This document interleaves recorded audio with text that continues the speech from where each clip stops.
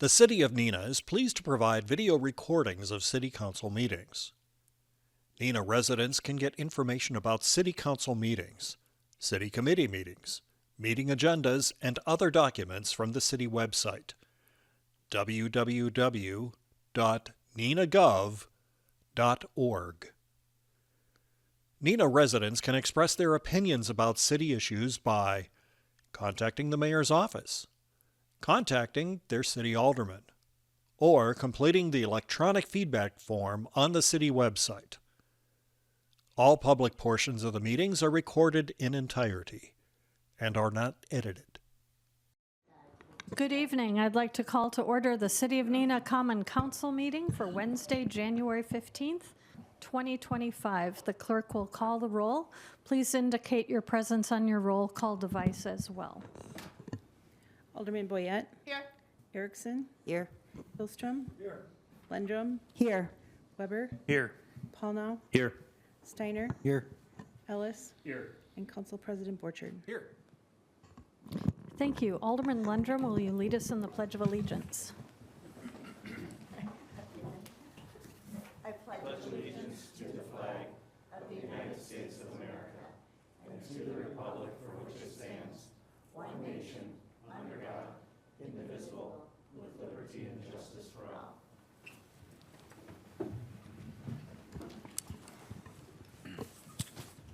The first item on our agenda is the presentation by Brad Vigut from Baird on tax incremental district update for us. So I will turn that over to Brad. Thank you for being here. Okay, And braving the cold. Yeah, thank you. Glad I could be here. And I want to start by just, first off, thanking a couple city departments really helped pull this together. We had a lot of support from the Community Development Department and from the Finance Department.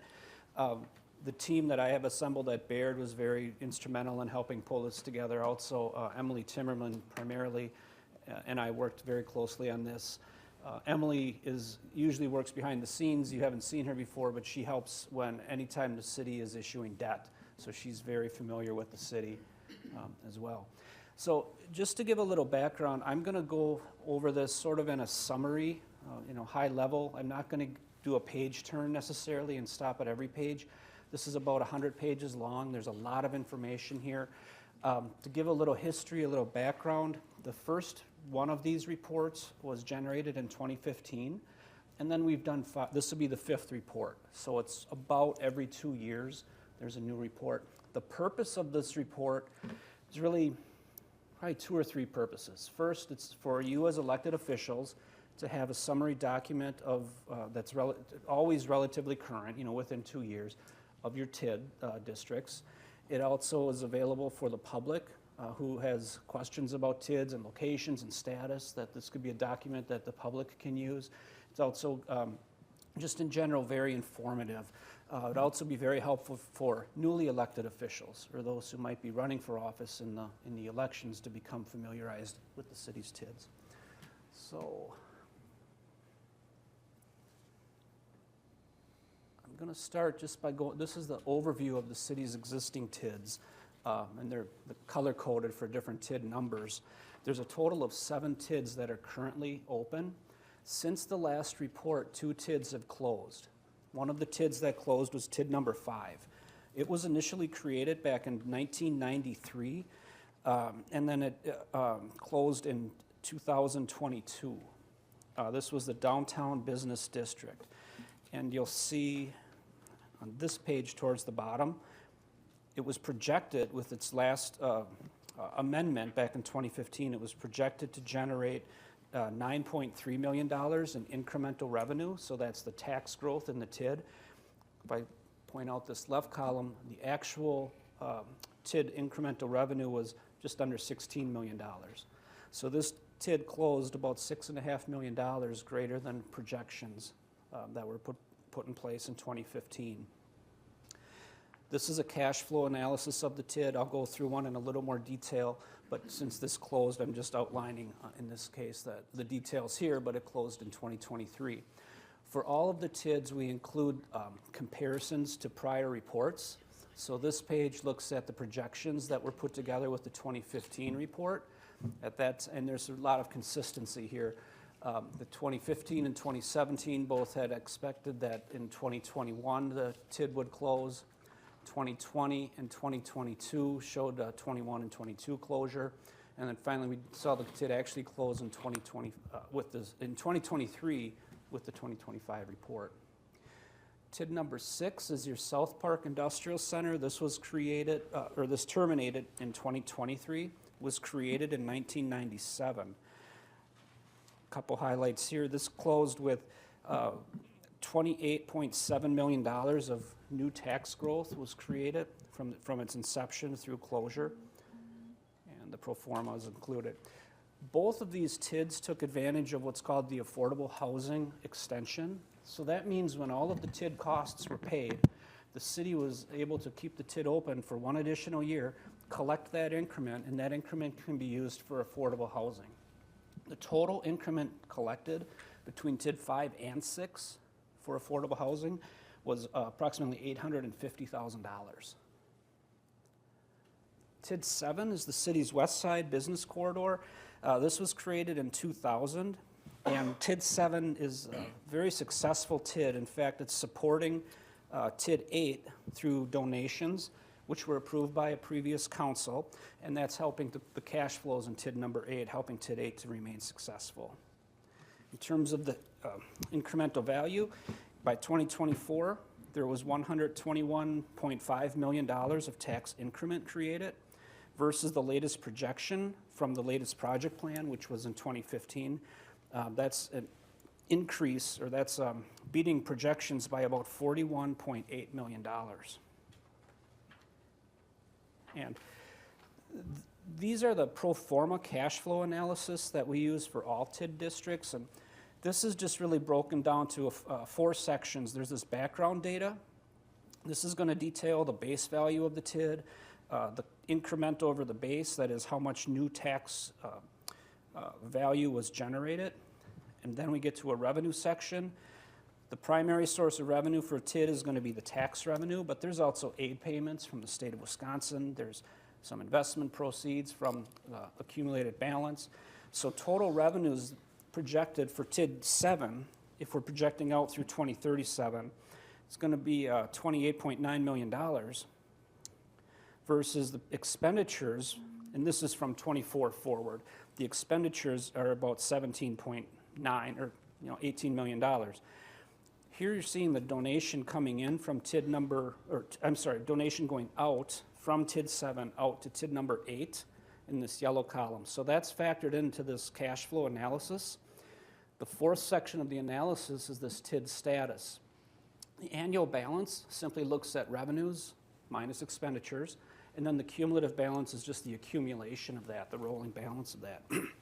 So under this current set of projections, this TID is anticipated to close by 2033. Comparing that to prior reports, again, some consistencies. Going back to the report 10 years ago, it was 2031, 2030, and 2017. And you can see the other dates here, 32, 31, and 33. TID number 8 is the Doty Island Business District. This TID has generated over $89 million of new value, but it has faced some shortfalls. So the expenditures on an annual basis have exceeded the revenues from the TID. And that's one of the challenges of a downtown TID. It's redeveloped more so than new development. So there might be demolition costs, then you're backfilling and building that value. First you have to recoup the value of anything that was demoed and then build new value from there. TID 8 is anticipated that would close in 2032, and it's anticipated that all advances from the city would be recovered. So here's the projections on the cumulative values, $89 million generated in new value through 2024, or as of 2024, and that's ahead of projections. The last projection from 2015 with the project plan amendment was $68 million. So beating projections by about $21 million. The cash flow analysis for TID 8, I'll point out here, this is the money coming, the donation coming in from TID 7. So this yellow column on this page will match the yellow column that was on the TID number 7 page going out. There's some advances from the city, And this is the accumulation of those advances. Here you'll see in column Z where these advances are being repaid back to the city. And we're showing by 2032, all of those advances will have been recovered and the TID would be eligible to close well before its mandatory or its statutory required closing date of 2039. So if there'd be any slippage here, if revenues are decreased for whatever reason, changes in statute, changes in tax rate, the city does have the opportunity to continue to collect revenue to effectively close this TID while recovering any costs or any funds that were advanced. So comparing this to prior reports, you can see in 15, we are anticipating a 31 close, 30 in 2017, 32 in 2020, and 2022 and 2025. TID number 9 is the I-41 South Industrial Redevelopment District. This is a newer TID. It was created in 2015. So far, it's generated more than $10.5 million.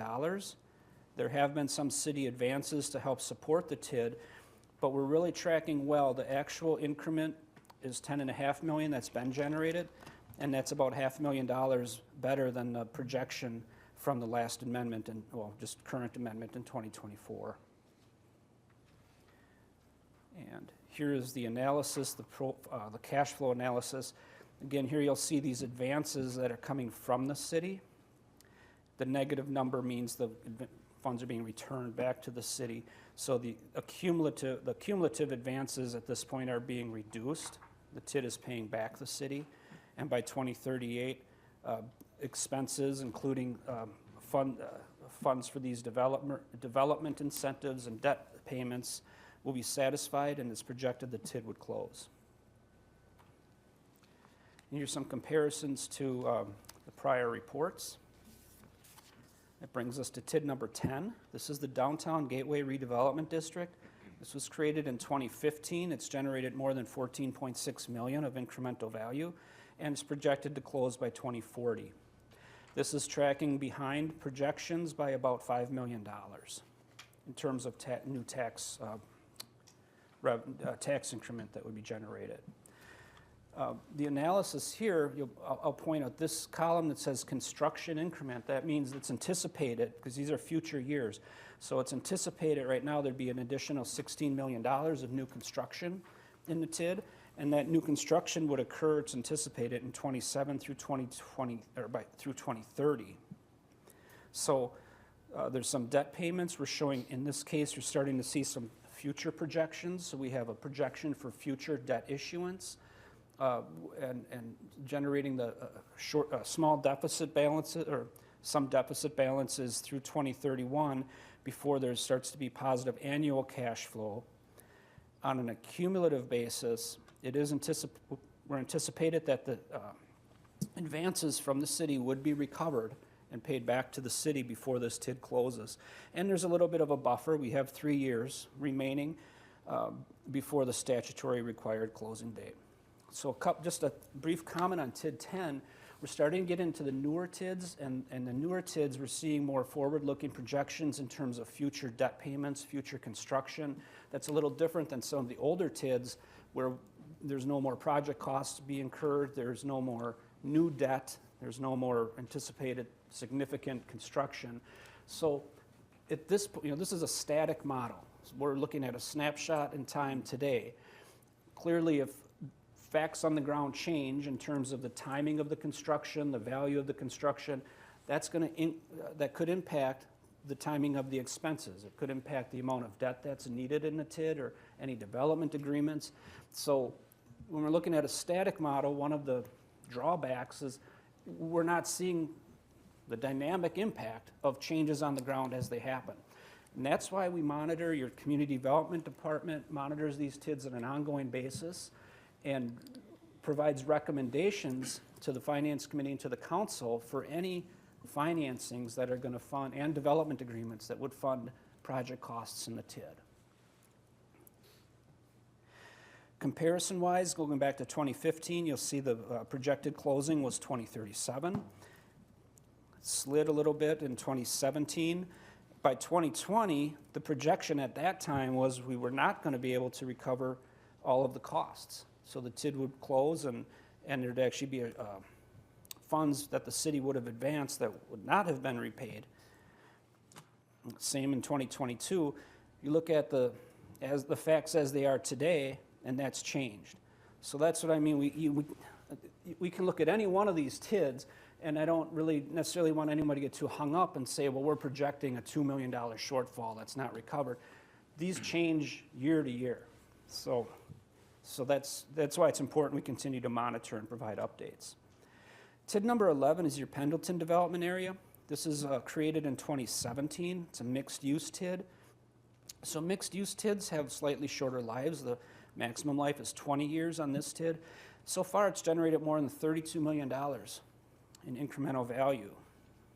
And here's that 32.3. The project plan from this TID had projections of 14.4, so it's more than doubled the projected value. So actual versus projected, just under $18 million. And again, on this analysis, this pro forma, you'll see in this column there's future financings.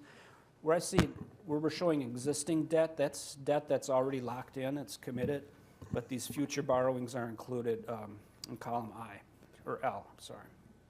So here you see the projected closing date of 2032 versus prior year's reports. This was created after the 2015 report, so that's why it's not 15 analysis isn't in here.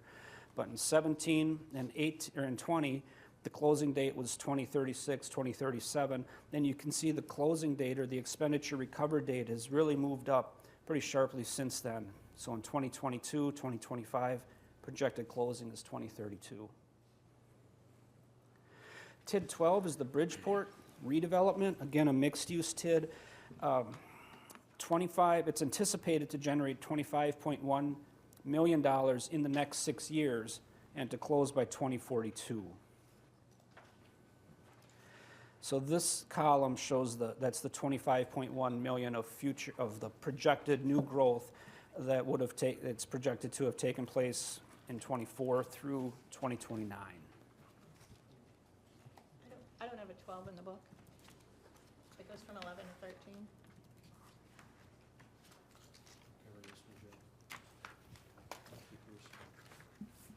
In that book, 63, 64. So TID number 13 is a South Park expansion area. This is the city's newest TID. It was just created last summer. It's anticipated to generate $45 million over its life. And here you can see the projected timing of that development, 24 through 29, $45.9 million. The closing date projected here is 2037, and there is some debt outstanding, but there are placeholders for future obligations and redevelopment incentives in this TID. So overall, the city's of the city's 7 active TIDs, just by way of summary, 2 are located downtown, 1 is industrial, 2 are primarily commercial, and 2 are mixed use. So the city has been very effective in using TID as an economic development tool. It's also been very diligent in monitoring the status of the TIDs, really even going back before the 2015 report. There were TIDs that were designated distressed coming out of the Great Recession through statutory authority that the state provided. That allowed for revenue sharing between TID 7 and 8, for example. It allowed for an extension of the maximum legal life of the TIDs to recover costs that would otherwise not have been recovered.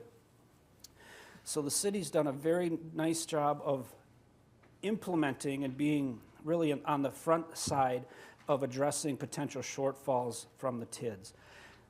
A lot of factors play into the impact of revenues on TIDs, and I've listed a few in here. Things like state aid for schools. This goes back to the mid-90s when the state aid formula was changed for school districts, had the impact of reducing tax levies from, say, mid-$30 to what they are today. So a significant, and the tax revenue is driving the tax increment drives the tax revenue in the TID, but of course, that's just impacted by whatever the tax rate is.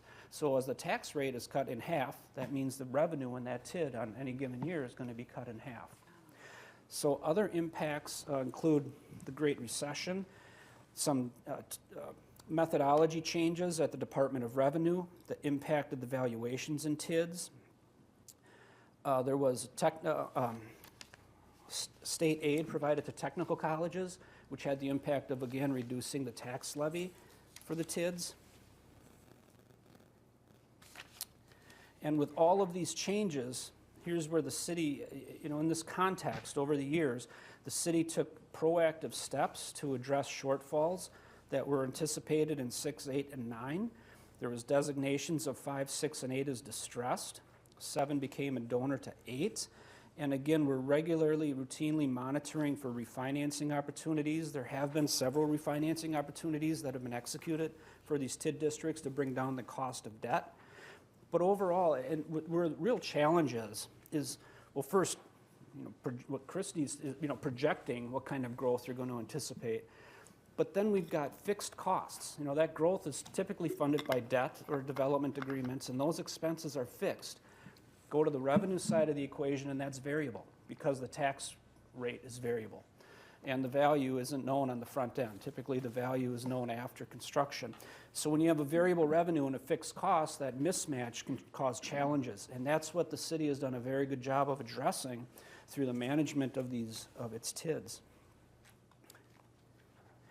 I won't walk through these in detail, but they are here for you to read, but there's been several state statutory changes just going back only 12 years or so that have impacted the city's TIDs, really all TIDs in the state. And I won't go through these in a lot of detail. Currently, there's no pending legislation that would impact the city's TIDs. So just some concluding observations. As I mentioned, there's been significant development and redevelopment in the city that's been fostered by TID.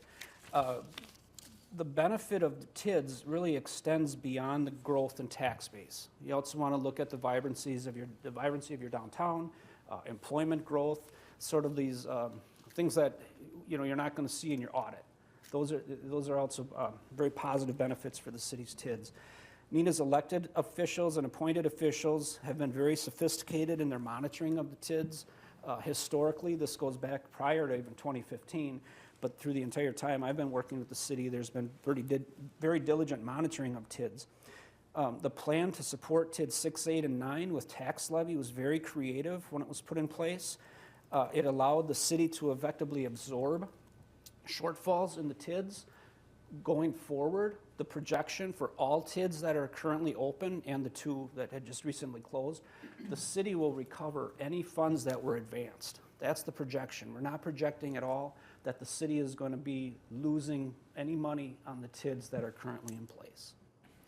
So, and then finally, I've just attached the city's most recent rating report from Standard & Poor's. Again, Standard & Poor's has a AA rating on the city, and that's the 3rd highest rating that they assign. So I went very quick through this, but I'd be glad to answer questions or go into more detail.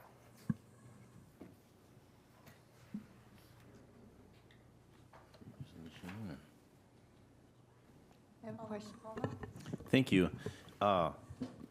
Stellar report as usual. I just want to comment just on a process thing. I've always actually kind of enjoyed these reports. I think it's a great explanation of kind of I think one of the most complex things we do as aldermen, trying to wrap our brain around this, how it impacts everything. The discouraging thing is the council didn't get this report until Monday at 8 o'clock at night. And I think for a 100-page report, I find that inadequate time for a proper review. I mean, I spent half a day on Tuesday doing my due diligence. So I don't know why that was, why we wouldn't get more adequate time on that. I don't know if it was a scheduling thing with Brad, or can anybody answer that question? It was not Brad. He had it to us a week ahead of time, and I had it to the right people on Wednesday of last week. So I apologize you didn't get it. I'm not sure what happened after Okay, the right people being who?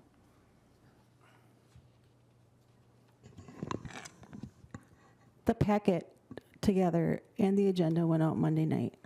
Yeah, I That's when understand. it could be done. So It followed council rules as 2 days prior to council meeting. well, it wasn't 2 days, it was less than 2 days if you look at the calendar.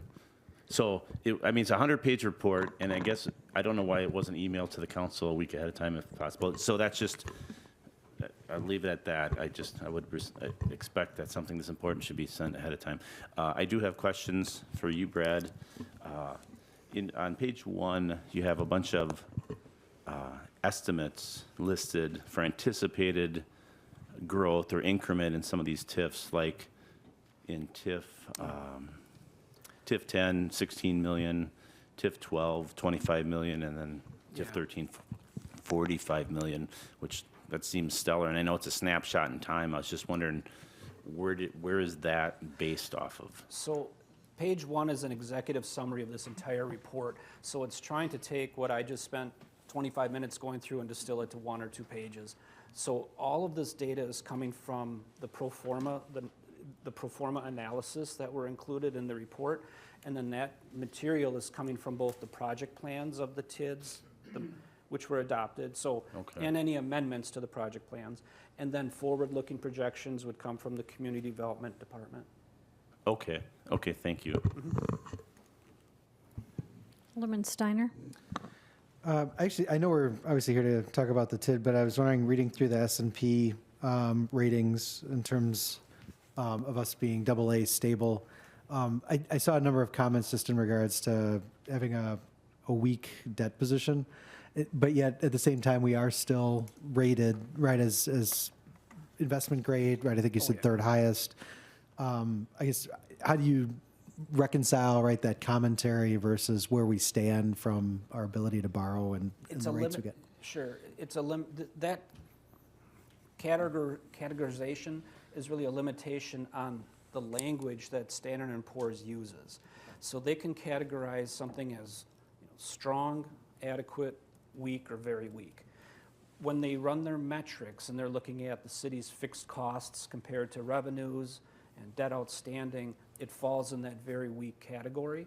Does not at all impact the city's access to the bond market, and we see that every year you have very high demand for your notes and bonds issues, and it doesn't negatively impact the AA rating. You're a solid AA. You're not going to be downgraded because of the debt outstanding. Okay.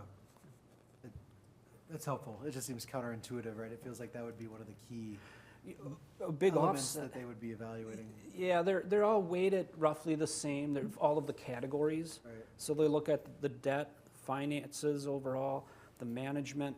In fact, if you look at the management comment, which is elected officials and administrative staff, it's categorized as strong. Mm-hmm. They like the policies you have in place. They like the oversight that you as elected officials provide. All right, thank you. Alderman Boyette? My question was answered with some of that, so thank you. Alderman Lundrum? Thank you. Brad, I noticed that you said refinancing when the word was actually refunded, so I want to thank you for that. You're welcome. I really appreciate it. You still haven't added my hyphen that I wanted between re and funding. Baby steps. But I appreciate that you translated it into actual layperson English, so I did notice. I love this report. The only problem is I had to read it on my phone, and it was so 95 pages on the phone is a challenge. But it took me about 45 minutes, so it was so clear. It's a great report. So thank you, since I had to read it that way. And you're right about it being like the stock market is because I've been able to, watch these, over 10 years or so.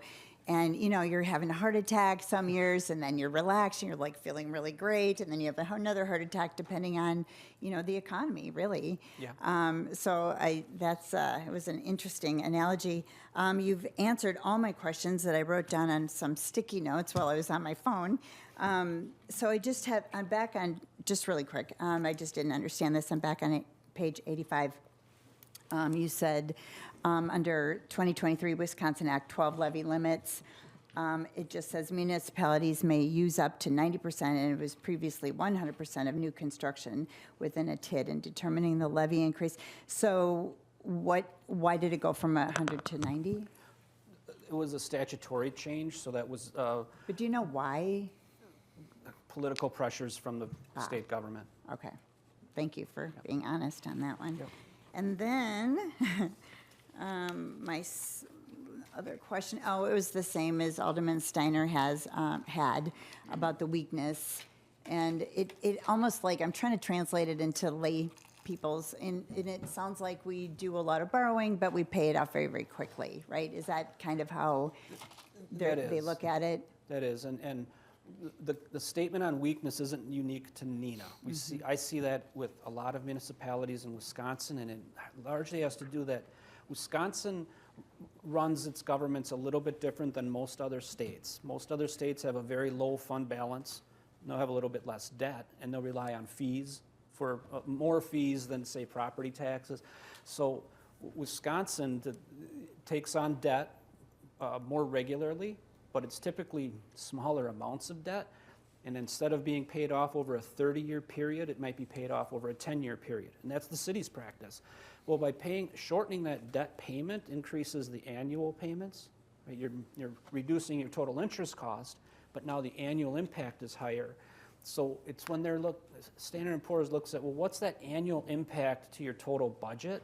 And it triggers this flag that says this is a weak debt profile. When in fact, you're saving money by paying this off very quickly, and you're maintaining solid fund balances. So the fund balance and management is offsetting this weakness in debt. So it is somewhat unique to Wisconsin issuers, though. So let's throw that word in there that I would like you to change to is weakness. They got to come up with a different word. Well, that's a Standard & Poor's report, though. I know it's not you, but it's your industry. Just like the refunding is your industry. Right.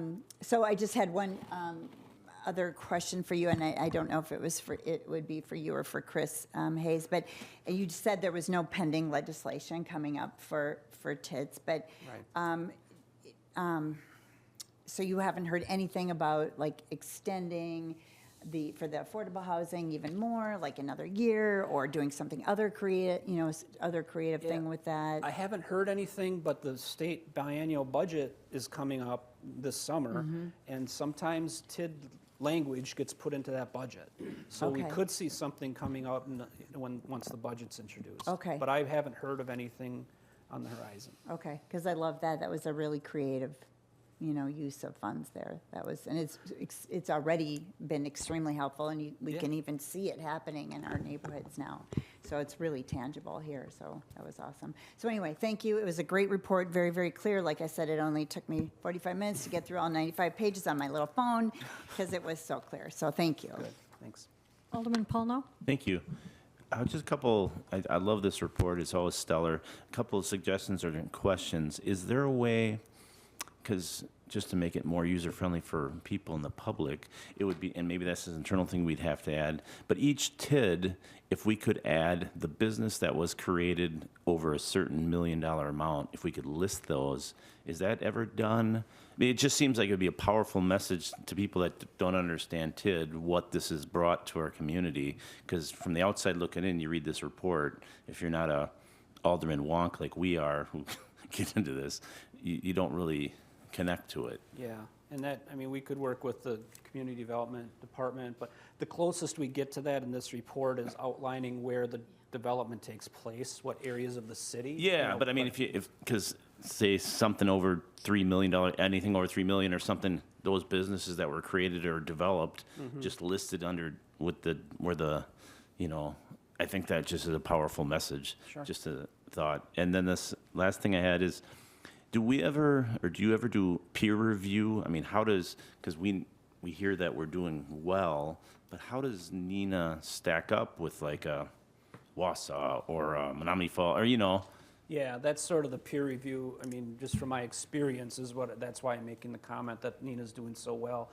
There's other communities that I work with that are not, to use the word proactive, on taking advantage of statutory authorities, to help cash flow to offset negative factors in the TID. Neenah's always been on the front end of that compared to other peer communities that I work with. Okay. All right. Well, thank you. Are there any additional questions? Go ahead. I'd like to make a few comments if I could. Brad, thanks for putting that bond rating in there. It helped skim everybody right through the report, right to the bond stuff, so that helped. Carrie, your question about legislation, I don't think there's been anything introduced, but there has been conversations about extending the affordable housing another year. And then there's also been conversations about allowing single family to be TIF'd, which is a really bad thing in my opinion. So we need that. Those things there's conversations always going on, but nothing that's been introduced. A couple, I'll let you in on a secret since I'm leaving, is that we have been, it's not a secret, we have been very conservative in our projections. You saw the numbers here where our increment is, in a lot of cases, significantly higher than the projections. That's on purpose. Any one of these TIFs could look really, really much better by putting future projections for additional increment in there. And we just won't do that unless we think we have a really good chance of achieving that increment. And I'll give you an example. TIF 12 pays off with 1 year left in the life of the district. That doesn't include a clubhouse that's planned. It doesn't include a 66-unit building that's planned for that development. That 66-unit building is probably easily a $10 to $15 million project. So if those come to fruition, that TIF will perform quite better than we even projected here. So my question to the council is be careful about what gets projected. Those are the questions that should be asked about. How confident are you in those projections? For future councils, the TIF to watch is TIF 10. This particular analysis doesn't deal with parking structure, and I've said it over and over and over again. TIF 10 cannot support on its own the construction of a ramp. We are seeing, and we hope, or I hope in my time that I have left, at some point to get a revised evaluation of demand for downtown parking. My hunch at this point is we had projected the need for about a 600 space ramp. I think we are probably closer to a 300 to 400 space ramp, which would, takes us from 15 million to 8 million or something like that. So that ability to support that becomes easier. But it's, in my opinion, it's still a necessity for this community. It's just not a matter of if, it's a matter of when. So that is the one to watch. The other thing on these districts are we have built in future borrowings and for improvements that if the TIF isn't performing, isn't getting the increment that we have projecting, there may be situations where you may not want to use the dollars to make that investment. We also have districts TIF 12.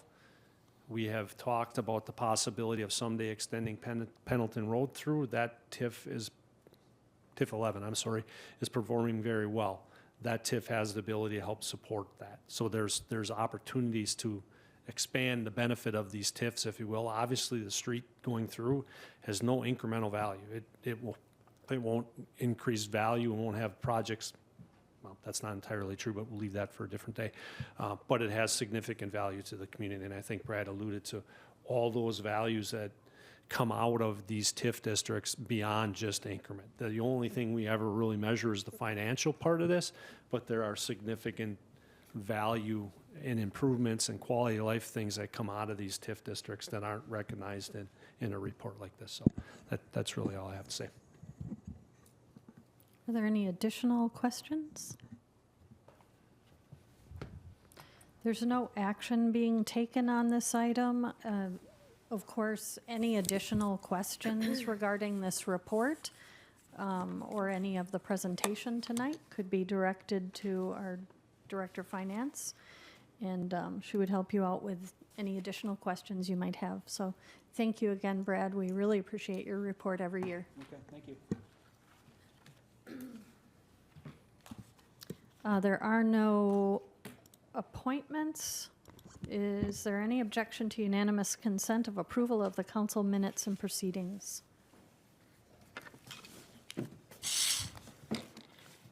Seeing none, the minutes from the December 18th meeting are approved.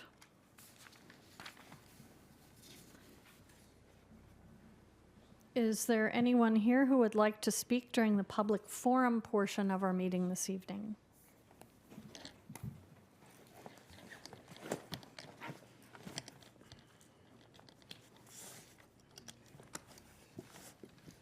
Can you hear me? Scott Becker, 1061 Green Acres Lane. Very interesting meeting tonight and beforehand where we talked about the fire station remodeling. I think the city needs to seriously consider a new fire station based on the $830,000 new issue dealing with mold, because this is the renovation has gone up from $3 million to now 6.4.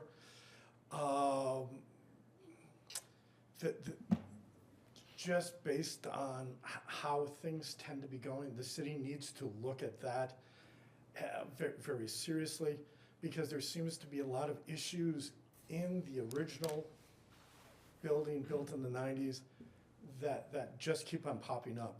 And I was one of the people that bent Dean Crawford's ear and said, Dean, you really need to do a study for renovating the space. Why are you talking about new?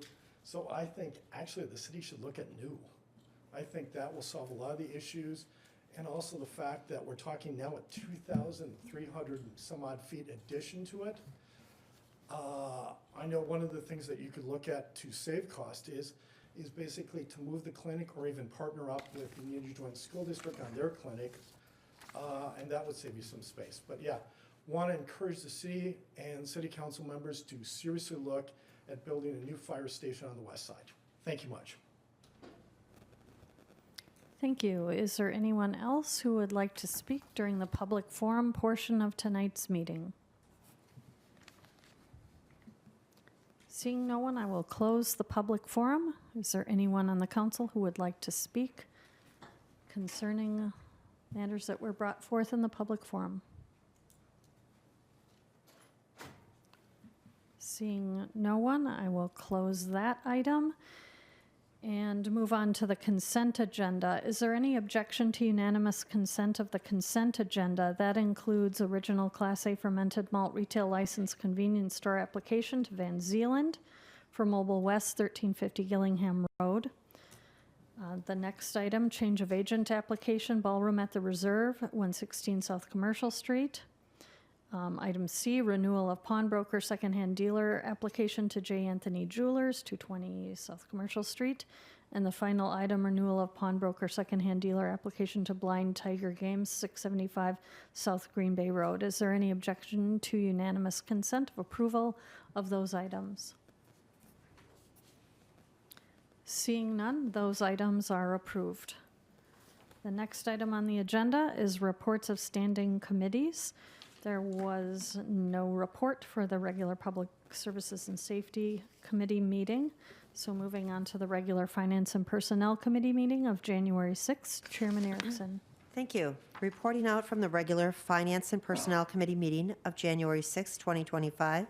Item number 1, the committee recommends council approve the 2025 intermunicipal agreement for the Dial-A-Ride program as presented, and I so move. There's a motion by Alderman Erickson, seconded by Alderman Boyette. Is there any discussion on this item? Seeing none, please cast your vote on your voting device.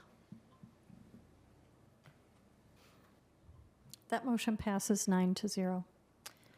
Item number 2, the committee recommends council approve the employment agreement for Director Hayes as presented, and I so move. There's a motion by Alderman Erickson, seconded by Council President Borchert. Before we discuss this item, I'd just like to take the opportunity to again bring to everyone's attention that our Community Development Director, Chris Hayes, announced just after the new year his retirement from the City of Neenah after an exemplary 34-year career. His contributions to the development of and advocacy for the city have been too numerous to begin to mention tonight. Several months ago, Director Hayes and I discussed his upcoming plans, and at that time I strongly encouraged him to consider the possibility of staying on as a part-time city employee in order to continue to contribute his expertise and leadership on several ongoing projects for the city. Thankfully, along with the help of our HR department, he agreed to figure out the best way to continue to assist the city while at the same time meeting his own plans to embrace retirement. I'm incredibly grateful for his willingness to assist the city as we continue to navigate through complex projects while at the same time beginning our search, which that in itself is a huge undertaking, for our new Director of Community Development. So I just wanted to make that statement. And now open it up for discussion. Alderman Palmo. Thank you. A couple questions, process. It states in the memo, or maybe the contract, I can't remember when, that this is cost neutral, and I guess I understand that is the grade 19, step 23 salary versus midpoint. That amount is less than or more than the $34,000 potentially that we could pay consultant or part-time Chris. Is that, I guess my question would be maybe the Director Fairchild or Director Rasmussen. I don't know who the question would go to. That's that's my first question, the fiscal question. Is it cost neutral? Is that your question? Yeah, how exactly? Because it's like, is my understanding correct that grade 19, step 23 to midpoint, that dollar amount is less than the 34,000 or more, I guess? If you consider the time period in which his position would be somewhat vacant and the difference between his current step and midpoint, those collective together, and the reduction in potential pension, the fringe benefits associated with that, all of that collectively, and this contract for the time frame would be cost neutral. If we needed to extend the contract at that point, we would then bring it back to committee for consideration of extension for. Curious, and my next question then, why wouldn't, I think back to the temporary city attorney we did just a weekly hour amount to fill a certain space of required work, which didn't seem to work. So was it ever thought to do a set amount of hours each week? Was that ever considered or no? So part of this is also he needs a set dollar amount in order to make it beneficial to him to be off and continue to work, because through WRS, through the pension, if you continue to work part-time, there's a whole lot of rules, and I'm not a financial advisor, so he actually spoke with a financial advisor to figure out what would make it cost neutral for him to continue to work and not lose in his pension benefits. Because to continue on as an employee, he would have, there's all different parameters, and I'm not, like I said, a financial advisor. This dollar amount makes it, with what he's going to be collecting and the reduction in hours, equivalent to if he just fully retired. So in order for him to continue to support us, he can't lose in the process either. So this was the net, The incentive to get him to do this? Yes. Okay, that's all for now. Alderman Boyette. Thank you. So I have a couple questions, but one was similar on that same aspect, because he's going to be getting a state pension when he retires. And so with him figuring out what's beneficial for him, being a part-time employee, why or how, I don't know if finance director has to explain it, or maybe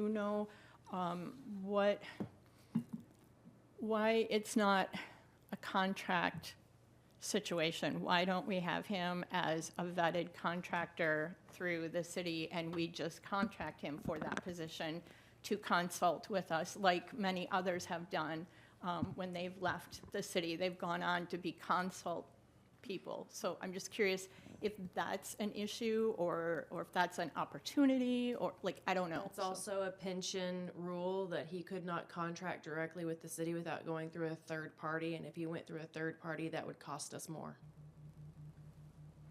And there's also a time lag in that as well. Yes. Do you mean a time lag? He would WRS not has be a, eligible to, Pension? no, he would, well, he won't be eligible to collect his pension right away anyway, but he wouldn't be eligible to function as a contractor for a set period of I time. believe it's 60 days. I'm sorry, I didn't hear you. I believe it's 60 60 days. days. So 60 we would days. go 60 days without being able to consult with him on any level if we had a need, if we weren't continuing him as a part-time employee. In addition, as an employee, he can talk on our behalf as an employee to make, with the DNR and so forth. Right. So that was That was a very thing. big consideration versus being an outside contractor. He wouldn't have the ability to speak on behalf of the city as he would as a part-time City of Neenah employee, still remaining a City of Neenah employee. Okay, thank you. Alderman Ellis. Thank you, Mayor. Thank you for qualifying again. I know that question was asked by our alderperson at the finance meeting, and you answered it well then, and the same thing again tonight.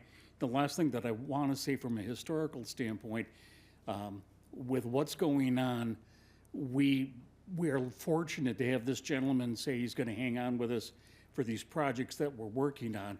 And this is the second time in the Community Development Department over the years that I have been here, since the early 80s, where we have done such an arrangement with a retiring director for the very same reasons. And so that's why I support this as it stands. Thank you. Alderman Paulno. Thank you. Yeah, I was actually torn on this because process is a big thing. As far as, the communication moving forward, say we hire somebody March 14th or April 14th, the new community development director, how is that going to work? Because as I read this, soon to be retired Director Hayes, and now he'll be Consultant Hayes, he won't really come to council. He won't have to, the chain, is it just he sends us emails? Like, how does that work? He won't be a resource. The new person's the resource. So the agreement still states that he will come as needed to council to speak on behalf of topics related to those items that he is working on. The mayor would give him that directive based on what is needed. He will be consulting with whomever is onboarded, and also understanding a new person onboarding is still trying to learn their role, the culture of the organization, the new duties that they're responsible for. So taking on these very important projects, I feel like something would end up falling through the cracks with a new person. So Director Hayes will stay on to make sure that doesn't happen. Okay, so he will be involved but not as engaged with us as before. Correct. Okay. Thank you. Alderman Steiner. So I'm very supportive of this. I think it's a good plan. The alternative is that Chris could ride off into the sunset on a very well-deserved retirement. And I think this provides us with a bridge until we do have a full-time community development personnel. I can say in the private sector, this is really common. And even personally, when I took my role as Vice President of Enterprise Risk Management at Freeman, the person before stayed on because she was retiring for about 6 months.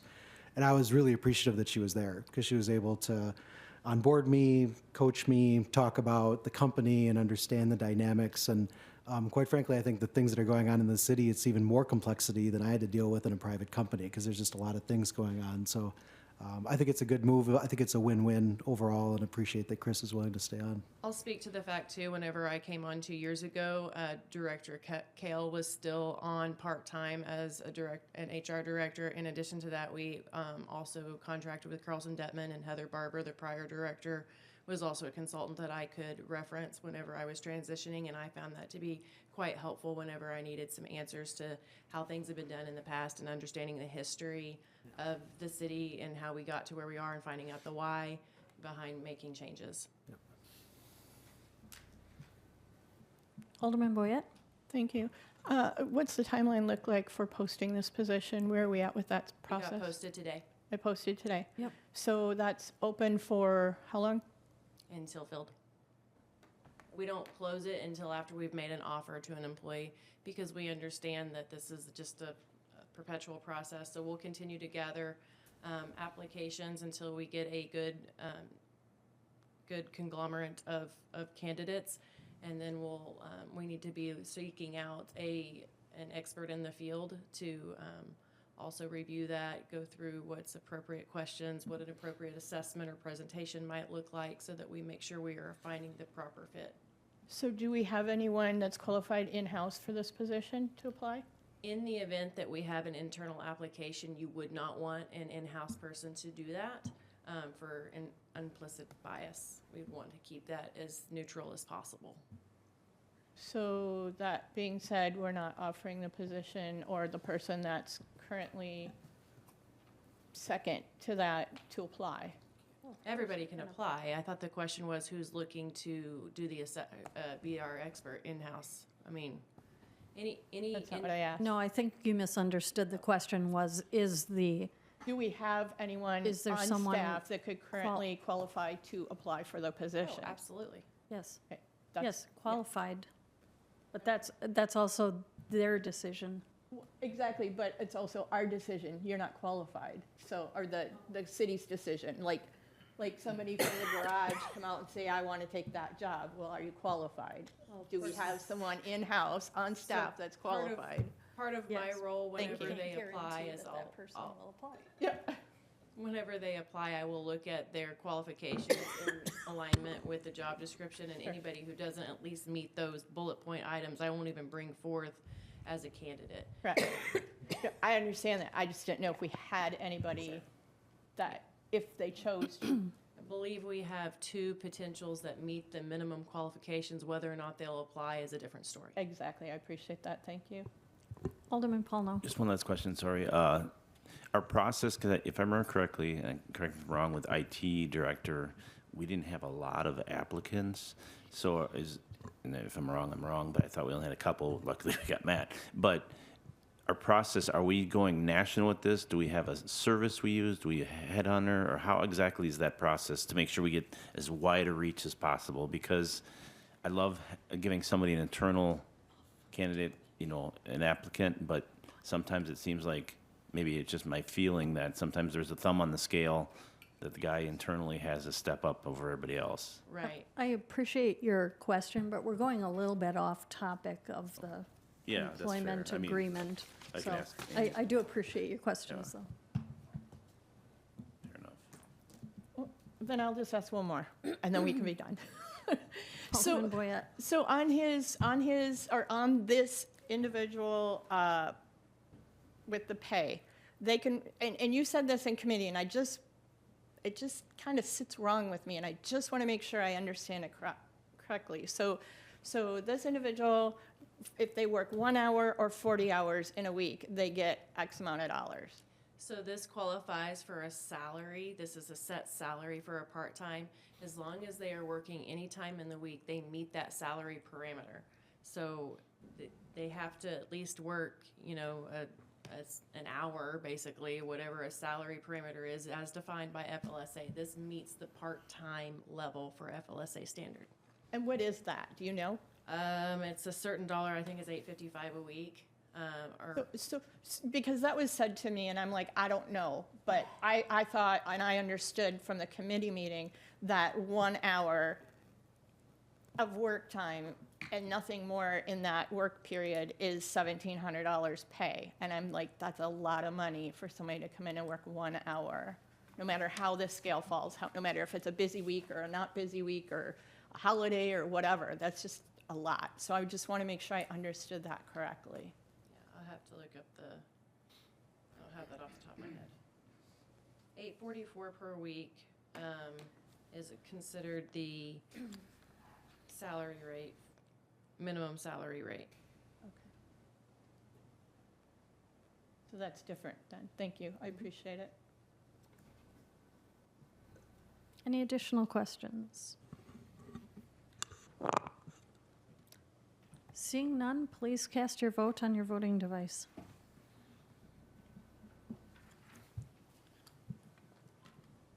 That motion passes 8-1. And that concludes my report. Thank you for your report. The next item on the agenda is reports of special committees and liaisons, regular plan commission meeting of December 10th. Council Representative Steiner.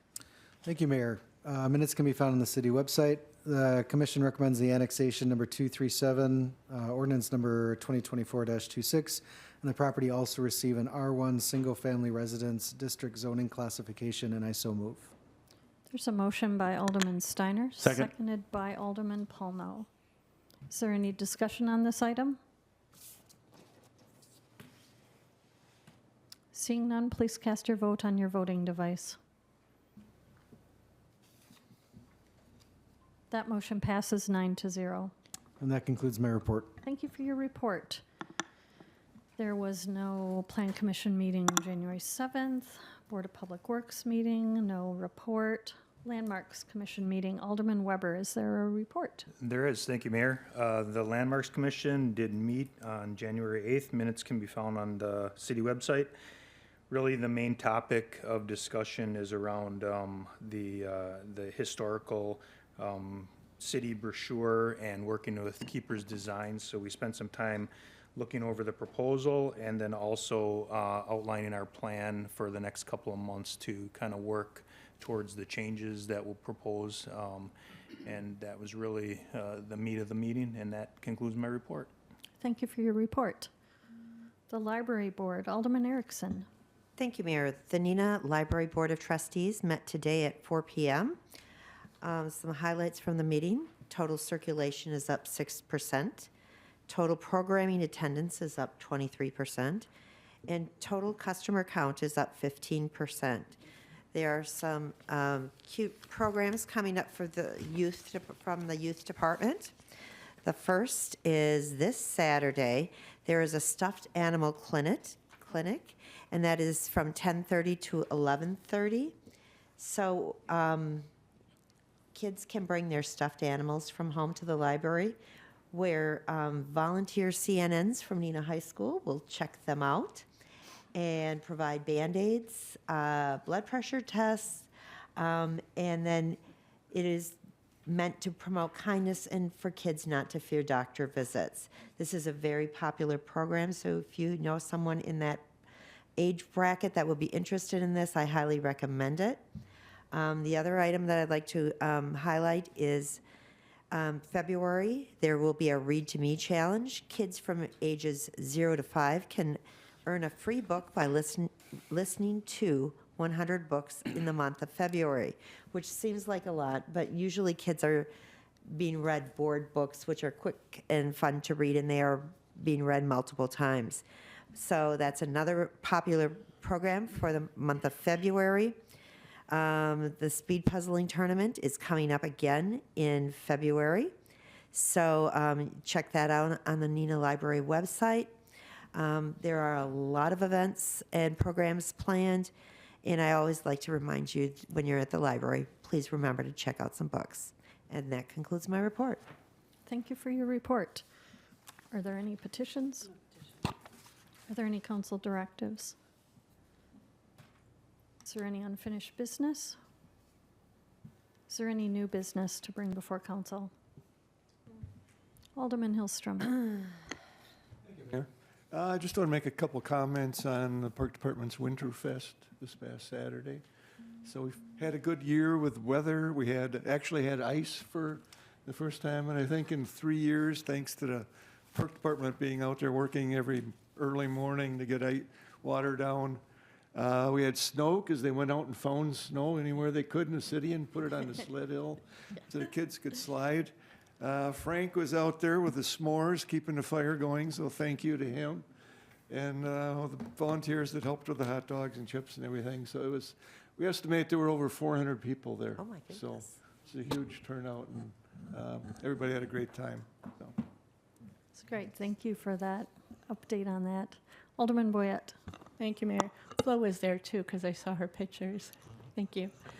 So I have a question, and I don't know if it needs to be a council directive or what, but tonight we had a perfect example, and the fire department meeting that was held earlier,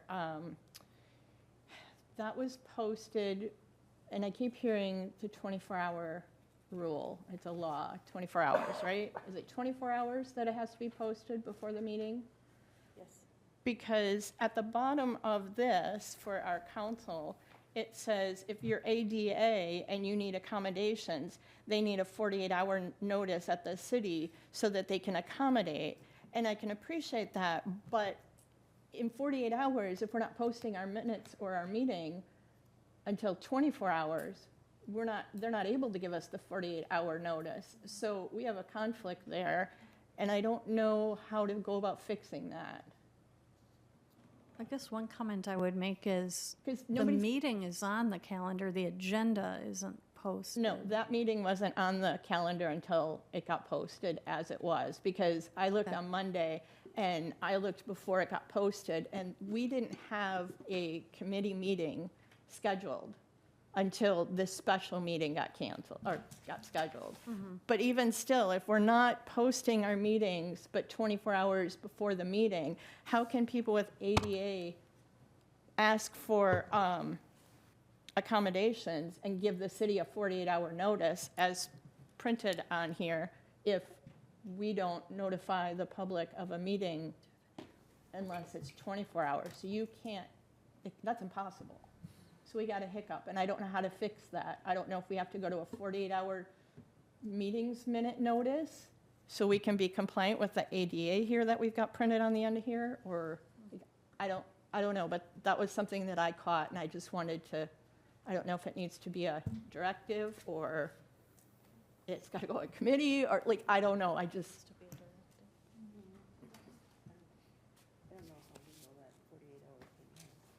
48 hours is more a courtesy to us that need to provide a reasonable accommodation. So if that were to come in and it was inside that 48 hours, we would do what the law requires and take all reasonable steps to reasonably accommodate that request. So maybe we stop putting the 48 hours on the bottom of the sheet and say 24 hours? Perhaps. Or I Clerk- don't know what the ADA yeah. law is. If that is the ADA law, then do we move our, I don't know. Clerk Nagel and I will discuss it, Okay. and then we'll get back to you. Okay, I appreciate it. Thank you. You're welcome. Uh-huh. Is there any other new business that could come before council? Seeing none, is there a motion to adjourn? So moved. There's a motion and a second to adjourn. All those in favor, say aye. Aye. We're adjourned. Thank you very much. The City of Neenah is pleased to provide video recordings of City Council meetings. Neenah residents can get information about City Council meetings, City Committee meetings, meeting agendas, and other documents from the City website, www.neenahgov.org. Neenah residents can express their opinions about city issues by contacting the mayor's office, contacting their city alderman, or completing the electronic feedback form on the city website. All public portions of the meetings are recorded in entirety and are not edited.